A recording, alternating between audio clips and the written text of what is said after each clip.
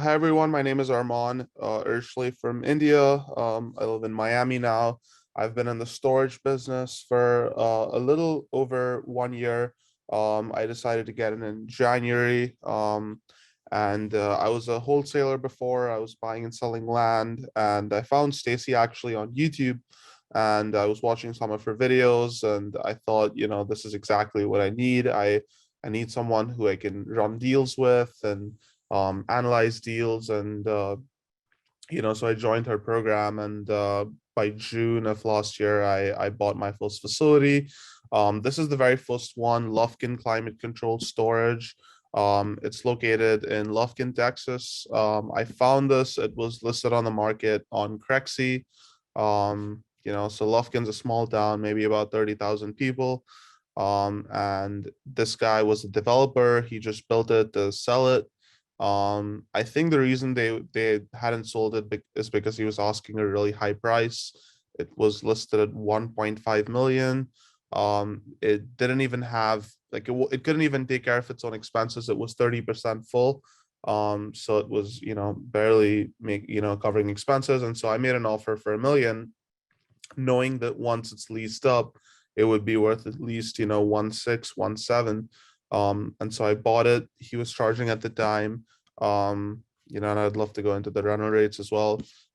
He was charging at the time. So they just had the 10 by 16s, the 10 by 20s, and the large unit, the 684 square feet unit. So he was charging 120 a month for this one, 160.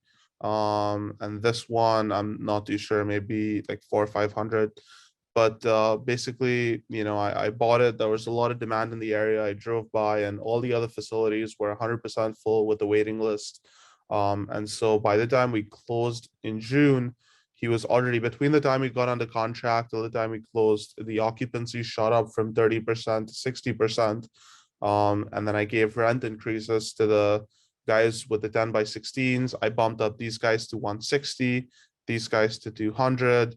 As occupancy continued to rise, I increased the rent to 185 a month for this guy and 225 a month here.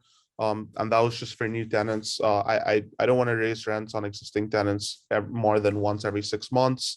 But yeah, basically I took this facility from a point where it was making 6 grand a month to making over 12 grand a month, and the occupancy was over 80%. And at that point in December, I refinanced the loan because I had to get a hard money loan to be able to close on it. I did a refinance where I, paid off the existing lender. My interest rate went from 9% to less than 4.5%. And the lender paid $300,000 towards expanding. And that's kind of why you see those additional units that I have in there. I decided to add in 5x5s, 5x10s, 10x10s, and 10x30s, just to have a diverse unit mix. So these are the construction should be completed in June.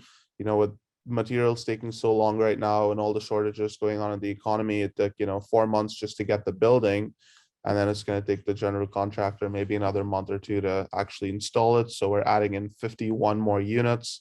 So we'll go from 78 to I think about 135 or something like that, or whatever that comes up to. And Hey, so real fast, Armand. So just like in terms of like finding this, I just want to know uh how many different facilities did you have to look at before you found this one, and like kind of what were some of your strategies in finding them?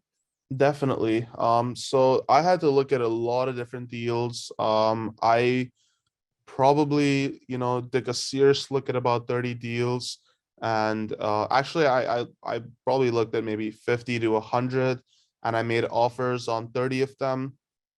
And of those 30, I had 4 offers accepted, and from those 4 I ended up actually going through due diligence and closing on 2 of them, and those are the 2 facilities that I own right now.